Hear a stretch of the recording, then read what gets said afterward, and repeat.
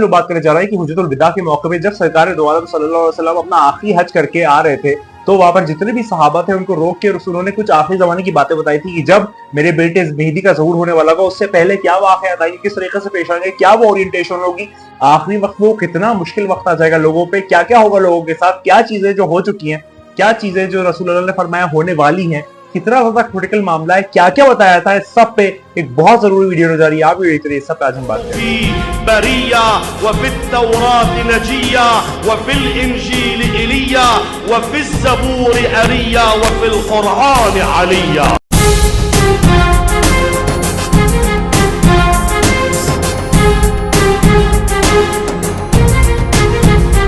का आगाज करें तो आज हम लोग बात कर जा रहे हैं कि सरकार दो आलम सल्लल्लाहु अलैहि वसल्लम ने क्या फरमाया आखिरी वक्त के मुताल्लिक। और जब वो हुज्जतुल विदा के मौके पे जब वो आखिरी अपना हज कर लेते हैं और उसके बाद जब वो जाने लगते हैं तो फिर बहुत ज्यादा हुजूम होता है लोगों का, बहुत ज्यादा लोग जो है वो वहां पर मौजूद होते हैं और सरकार दो आलम सल्लल्लाहु अलैहि वसल्लम जो है वो गिरिया करने लगते हैं, रोने लगते हैं। और जब वो गिरिया करने लगते हैं तो सारा जो उनके सहाबी थे और जितने भी सारे लोग थे वो सारे उनके साथ रोने लगते हैं। और फिर सरकार दो आलम सल्लल्लाहु अलैहि वसल्लम गिरिया करने के बाद फरमाते हैं, अब वो जो फरमाते हैं वो रिवायत मैं आपके सामने आज पेश करने जा रहा हूँ। मेरे मौला फरमाते हैं कि देखो लोगों, एक ऐसा वक्त आएगा कि जब राजा और जो रूलर्स हैं वो बहुत ज्यादा क्रूर हो जाएंगे, बहुत ज्यादा क्रूरल हो जाएंगे, बहुत ज्यादा खराब हो जाएंगे।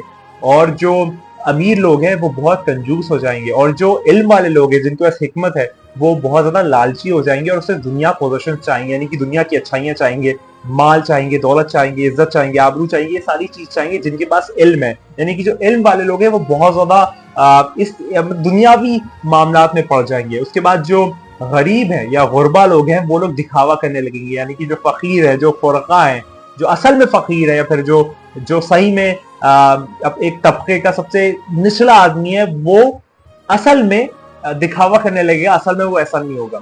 उसके बाद जो है जो बच्चे हैं उनके अंदर जो मॉडेस्टी है या फिर जो एक होता है ना कि आपका एक लिहाज करना या फिर आपकी जो एक अपब्रिंगिंग है वो सारी खत्म हो जाएगी।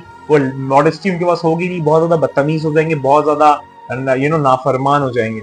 उसके बाद जो है जो बुजुर्ग लोग हैं, जो बुजुर्ग होंगे उम्मत के, वो लोग जो हैं अब बेवकूफ हो जाएंगे, उनके चिड़चिड़े हो जाएंगे, उनके जहन में कुछ आएगा नहीं। वो बहुत ज्यादा एक होता है कि जब इंसान की उम्र गुजरती है तो उसके ग्रेस आने लगता है, लेकिन यहाँ पर सरकार दो आलम सल्लल्लाहु अलैहि वसल्लम फरमाता है कि आखिरी वक्त के दौरान एक ऐसा वक्त आएगा लोगों की जो नौजवान है या फिर जो बच्चे हैं उनके पास मॉडेस्टी नहीं होंगे, वो लोग बदतमीज हो जाएंगे। और जो बुजुर्ग लोग हैं वो ज्यादा अक्ल से पैदल होंगे, उनके पास जो है जहन नहीं होगा, बेवकूफ होंगे। उसके बाद जो है सरकार दो आलम सल्लल्लाहु अलैहि वसल्लम थोड़ा फिर से गिरिया करते हैं और उसके बाद जनाब सलमान जो है वो खड़े होते हैं और कहते हैं, ऐ मेरे मौला मुझे बताइए कि ऐसा वक्त कब पेश आएगा, जब ये सारे वाकयात होंगे तो ऐसा वक्त कब पेश आएगा। तो मेरे मौला फरमाते हैं, ऐ सलमान ये तब होगा कि जब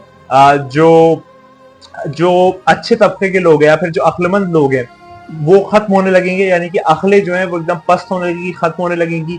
जो ज़कात है वो रोक दी जाएगी, यानी कि जो ज़कात दी जाती है वो रुकने लगेगी, उसको रोका जाएगा, वो नहीं दी जाएगी, उसको लाइटली लिया जाएगा।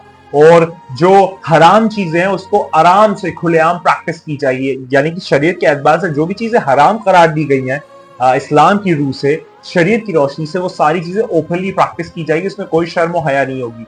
और उसके बाद नमाजें जो हैं वो नमाज अजान होगी, नमाजों के लिए बुलाया जाएगा, लेकिन लोग जो है वो अपने दुनियावी मामलात में ज्यादा इन्वॉल्व होंगे और नमाज की तरफ तवज्जो नहीं देगी। आज हम सब आप जानते हैं कि अव्वल वक्त नमाज नहीं पढ़ पा रहे हैं, अव्वल वक्त जैसे ही नमाज का टाइम होता है हम लोग नहीं जाते, दुनिया की अपने मामलात में पड़े रहते हैं। मैं सबको क्यों कहूँ, मैं खुद को कहता हूँ कि कुछ ना कुछ मामलात होती है, चलो 10 मिनट 15 मिनट पढ़ लेते हैं, फौरन सारे कामों को फेंक के आपको नमाज की तरफ जाना है, क्योंकि नमाज जो है वो विलायत अली है।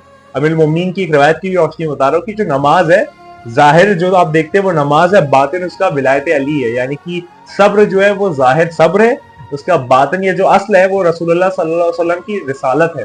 वैसी नमाज जो है वो जाहिर नमाज है, सलात है, लेकिन उसका असल जो है वो विलायत अली। तो विलायत अली में देर नहीं करते, इसी लिहाज से इसी रूह से जो है हमेशा जब भी मैं अपने खुद को कह रहा हूँ और आप सबको भी कह रहा हूँ कि जब भी नमाज का टाइम हो फौरन सारी चीजें फेंक के, सारी चीजें दरकिरार करके आपको नमाज की तरफ फौरन भागना चाहिए, उसकी तरफ जाना चाहिए। और ऐसा ही सूरह जुमा में भी आता है ना कि जब जुमा का दिन हो और जब बुलाए तो सारे काम को छोड़ के जाओ। तो यहाँ पर जाहिर तो जुमे का दिन लेते हो रहा है कि इसका जो बातनी मायने है, इसका जो असल रियल इंटरप्रिटेशन है वो जुमा से मुराद इमाम ज़माना साहिब ज़मान है, उनका लक़ब है एक जुमा। तो जब जुमा बुलाए यानी कि जब ज़हूर हो जाए तो सारी चीजें छोड़ के भागो। तो ऐसे ही जब नमाज अजान हो बुलाए तो सारी चीजें छोड़ के जो है वो नमाज की तरफ जाओ, यानी कि विलायत अली की तरफ जाओ। और अब यहाँ पर जो है वो जुमला आता है कि लोग जो है वो दुनियावी मामलात में पड़ जाएंगे और शहवत के शिकार हो जाएंगे, शहवत बहुत ज्यादा बढ़ जाएगी। आज आप देख सकते हैं इंस्टाग्राम पे, टिकटॉक पे, यूट्यूब पे या मुख्तलिफ जो फिल्म्स आती हैं इस वक्त, वो सब में जो शहवत का एंगल है, शहवत का जो पहले उस पर बहुत ज्यादा फोकस किया जाता है, उसको उसी के जरिए ड्राइव किया जाता है। जो कोई पब्लिक है वो शहवत से ड्राइव होती है, तो उस पर खबरदार रहें, बार बार रहें, हजार बार रहें कि शहवत का पहलू, शहवत का एंगल जो है वो बहुत खतरनाक है। उससे आपको खबरदार रहना है, सावधान रहना है, उससे दूरी इख्तियार करनी है, मौला से मदद मांगनी है कि मेरे मौला, आप मौला से मौला को मांगिए और कहिए मौला जी शहवत का जो पहले उससे मुझे दूर कर दीजिए, ये बहुत बड़ा एक दलदल है जिसमें आप अगर फंसते जाएंगे तो फंसते चले जाएंगे। बहुत ज्यादा नौजवान जो है वो इसमें अभी मुलव्वस है, तो मैं सबसे रिक्वेस्ट करता हूँ कि मौला से मौला को मांगे और फिर मौला से कहे कि मौला ये मामलात सॉल्व करिए, और मौला सुबह का सूरज निकलने से पहले आपकी मुश्किल हल कर देंगे। आगे बात सुने। उसके बाद जो है रसूलुल्लाह सल्लल्लाहु अलैहि वसल्लम फरमाते हैं कि जो दीनी इल्म है या जो दीनी नॉलेज है, रिलीजियस नॉलेज है, थियोलॉजी जो है, उसकी कोई वैल्यू नहीं रह जाएगी और उसको सारे लोग जो है वो तलबों के नीचे क्रश कर देंगे। ये रसूलुल्लाह के जुमले हैं, यानी कि जो दीन की नॉलेज है, दीन की हिकमत है, दीन की बात है, उसको सारे लोग अपने तलबों के नीचे रखेंगे। ये जमाना आ जाएगा, ये रसूलुल्लाह फरमा रहे हैं। और लोग जो है वो एक दूसरे से झूठ बोलेंगे, गुफ्तगू करते दौरान जब बात करेंगे तो एक दूसरे से बहुत ज्यादा झूठ बोलेंगे, और जो गीबत है वो बहुत ज्यादा आम हो जाएगी और उसमें मजा मिलेगा, उसके अंदर आपको एक सेटिस्फैक्शन मिलेगा, उसमें आपको अच्छा लगेगा। ये वक्त आएगा।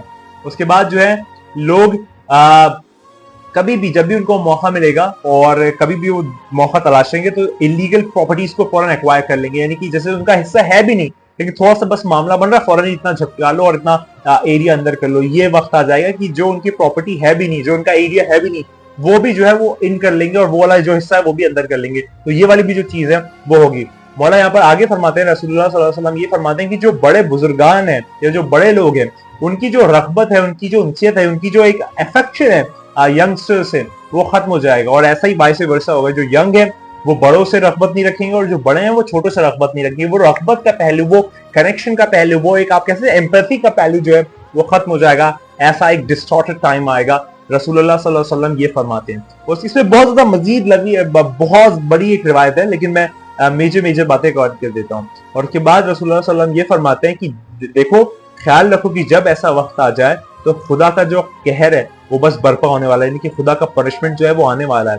और फिर एक तूफान आएगा, सुर्ख तूफान आएगा, जिसका रंग सुर्ख होगा और वो अराइज करेगा और बड़े बड़े पत्थर गिरेंगे आसमानों से, और लोग जो है उनके चेहरे बदल जाएंगे, बशक्ल हो जाएंगे वो। और एक ऐसा वक्त आएगा कि जब बहुत ज्यादा अर्थक्वेक्स आएंगे और जमीन जो है वो जलजले से घबरा जाएगी, दहलने लगेगी और लैंडस्लाइड बहुत ज्यादा आम हो जाएगी। और कुरान में भी अल्लाह ये फरमाता है कि वो जो है वो चीजों को आगे भेजता है अपनी तरफ से, और जो भी जमीन जो तुम्हारे ऊपर है और जो तुम्हारे जमीन के नीचे है, वो सारी चीजें जो है वो तुम्हें कंफ्यूज करती है, सेक्स में सारी चीज में बांटती है और दीगर चीजें। इस तरीके से पूरा एक मफहूम दे रहा हूं मैं चैप्टर 6 वर्स 65 में। तो ये सारी चीजें होती हैं। और फिर कोई कंपेनियन, कोई सहाबी उठ के पूछता है कि है रसूलुल्लाह सल्लल्लाहु अलैहि वसल्लम, मुझे ये बताइए कि ये सब कब होगा। तो रसूलुल्लाह सल्लल्लाहु अलैहि वसल्लम ये फरमाते हैं कि ये तब होगा कि लोग जो है जब नमाज को वक्त पे नहीं पढ़ेंगे, ये तब होगा कि लोग जो है वो अपनी मर्जी को फॉलो करेंगे, ये तब होगा कि लोग जो है वो ज्यादा तादाद में शराब पीने लगेंगे, ये तब होगा कि माँ बाप जो है वो रिबग्ड हो जाएंगे, लापरवाह हो जाएंगे, और लोग जो मर्द है वो अपनी औरत की इत्तबा करेगा, औरत की बात मानेगा, और जो पड़ोसी हैं वो पड़ोसियों के ऑपरेसर्स बन जाएंगे, खिलाफ जाने लगेंगे, और जो बड़े हैं वो बिल्कुल भी मोहब्बत और रगबत नहीं रखेंगे छोटों से, और जो छोटे हैं वो बेगैरत हो जाएंगे।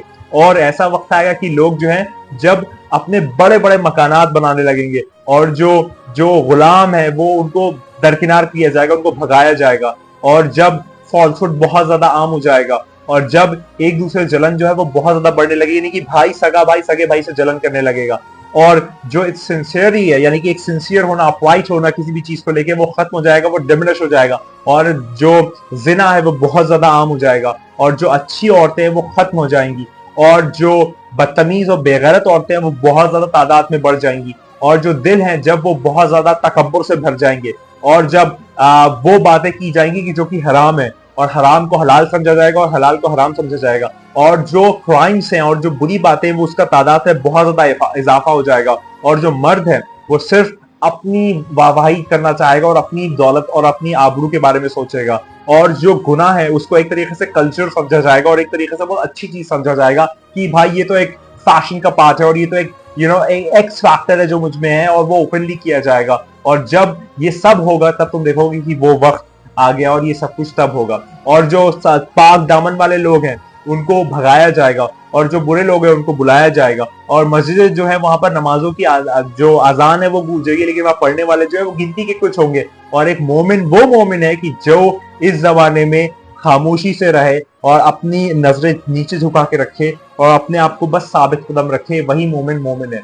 और ये वक्त बहुत ज्यादा मुश्किल होगा। रिवायत बहुत लंबी, तवील और तुलानी, मैं वीडियो को बहुत ज्यादा एक्सपांड और लंबा नहीं करूंगा। याद रखिए ये वक्त कोई आने वाला नहीं है। ये वक्त जो है वो 50 साल बाद नहीं आएगा। ये वक्त जो है वो 100 ईयर्स के बाद नहीं आएगा। कोई डिकेड और मिलेनियम बाकी नहीं है। ये वक्त में आप जी रहे हैं, ये वक्त में आप सह रहे हैं, ये वक्त आप देख रहे हैं। अगर तुम ये समझते हो कि तेरे मौला का ज़हूर जो है बहुत दूर है, तू अपनी जिंदगी में नहीं देखेगा, तो तू कर क्या रहा है? तेरा हयात होना किस लिए है? तू जिंदा क्यों है? तू क्या सोचता है? अगर तुझे तेरी हुज्जत का ख्याल नहीं, अगर तुझे तेरी हुज्जत की परवाह नहीं, अगर तुझे तेरी हुज्जत का जहन में मोहब्बत नहीं आती, इश्क नहीं आता, रगबत नहीं आती, उनसियत नहीं आती, कोई निस्बत नहीं कायम होती, तो फिर तू जिंदा क्यों है? तू जिंदा एक मुर्दा है।